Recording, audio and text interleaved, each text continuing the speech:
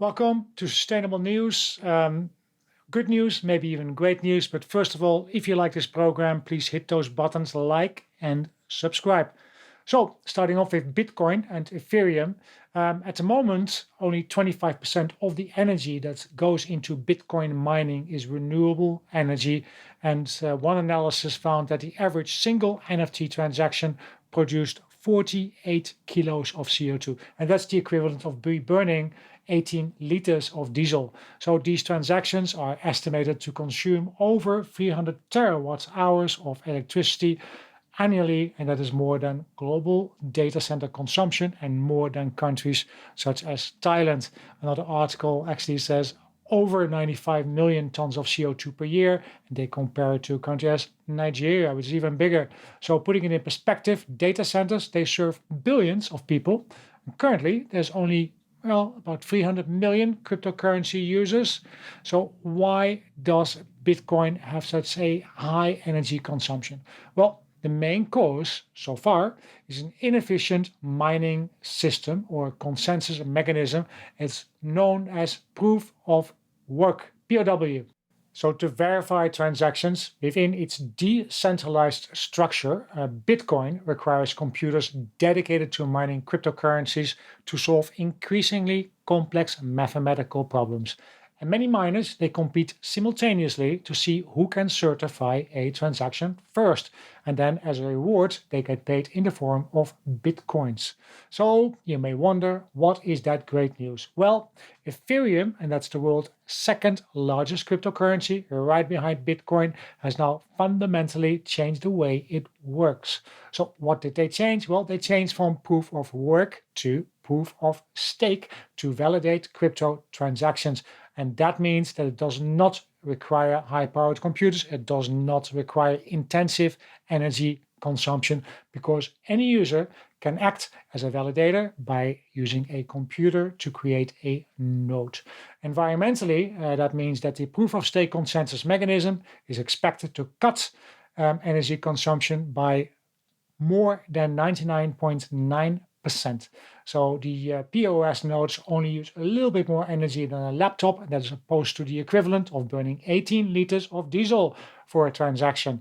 Not only that, it is more secure and it is better for implementing new scaling solutions. Also, there are cons because if now any user can act as a validator, is it still decentralized? No matter what happens, environmentally, it is fantastic.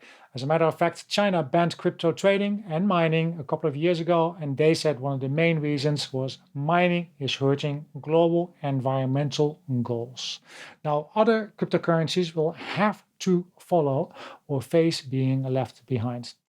Okay, very soon in Egypt, COP27. High hopes? Nope. Why? Well, last year we had the COP26 in the UK, lots of commitments all shoved directly under the carpet by the now previous PM Liz Truss. This year it is Egypt. The first thing they do, you never guess, yes, they got sponsorship this year. From whom, you ask? From the single biggest plastic polluter on the planet, Coca-Cola. And yes, Coca-Cola, they are working towards a better future. They are doing their best to change. They are moving into recyclable plastic, net zero by 2050. And according to the Egyptian government COP27 Secretariat, climate was a key area of focus as the Coca-Cola company works towards its 2030 science-based target of an absolute 25% emissions reduction and its ambition to be a net zero carbon globally by 2050.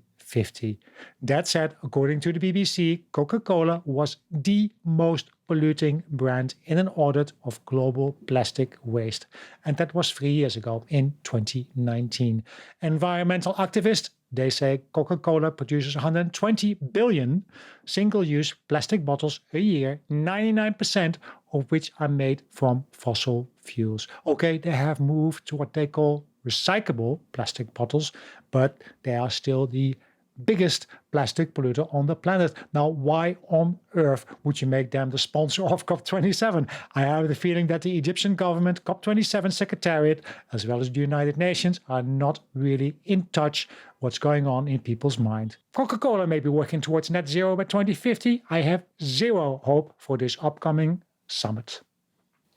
Then the Times mentions BP and Shell lobbying the UK government to exclude certain tests from the climate compatibility checkpoint. And those tests were subsequently scrapped.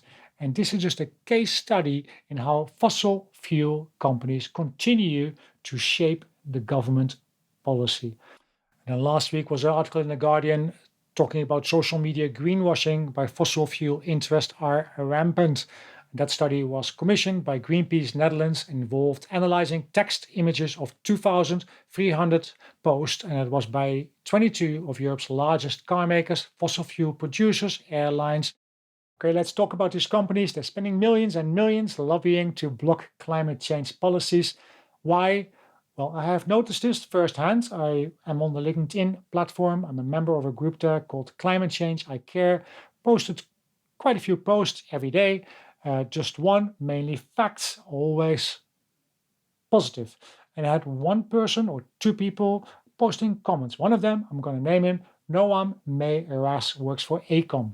Now, he claims to be a senior consultant of renewables. Yes. Now, Aecom, company's official name from 1990 to 2015 was Aecom Technology Corporation, now just Aecom, according to Wikipedia. And Aecom, however, traces its origins back all the way back to Kentucky-based Ashland Oil and Refining Company. Now they say they are an infrastructure consulting firm. Now, Noam insulted me and others on a continuous basis. It is quite funny, some of the things that he posted, and I quote, "Hellbent, you're following a runaway, renegade organization like the United Nations. Crusader who can't tell heads or tail." And about himself, didn't vote for and don't support the far left, useless president of my country either. From your strange, incoherent statements, I understand that you're a follower, not a thinker like me. Kindly spare me reading your responses, hearing from you again, yes, on my posts. And you just don't have any class, you don't measure up to a minimum standards of communication and interacting. So, and a lot worse, he called me names, he calls me a troll. That's on my post, by the way, in that particular group. And these are all stories that I post on LinkedIn. Now, I just named one guy here, but there are quite a few people who do this. They say climate change is nonsense. They say there is no rise in CO2. And they say, by the way, CO2 is actually good for the environment. They say coal is good. Fossil fuels are great. So these are people that work for oil companies, and they're trolling this in these groups such as Climate Change I Care, and they can be very, very abusive at times. Well, personally, I think it's funny, but other people might not think this. So, latest post of this gentleman, he asked, is global warming a hoax? And he says, yes, I think it is. So, well, now, these people, they work for respectable companies, companies who have a whole section on their website how sustainable they are. And LinkedIn is a business platform, and people there, they represent their company. So how does that work? Because I have a friend, he has a company, and he tapped a coworker on his fingers when that coworker posted weird things on posts of their clients. So what did I do? I reached out to them for comments. I called and emailed the CEO, the head of marketing. I left messages. I emailed them. I tried to link up with him via LinkedIn, but I had no response whatsoever. I think this proves the point. I've given them also, by the way, ample opportunity to get back to me. So I don't feel that bad about naming them. So there's this website right here, skepticalscience.com/argument.php.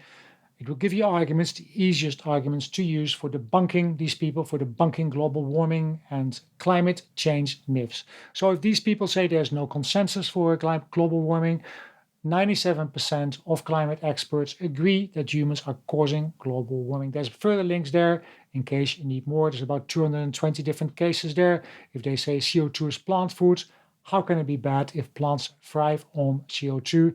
It's one of those things I hear all the time on these groups. So you can find the answer right here on this website. In short, too much of a good thing is a bad thing.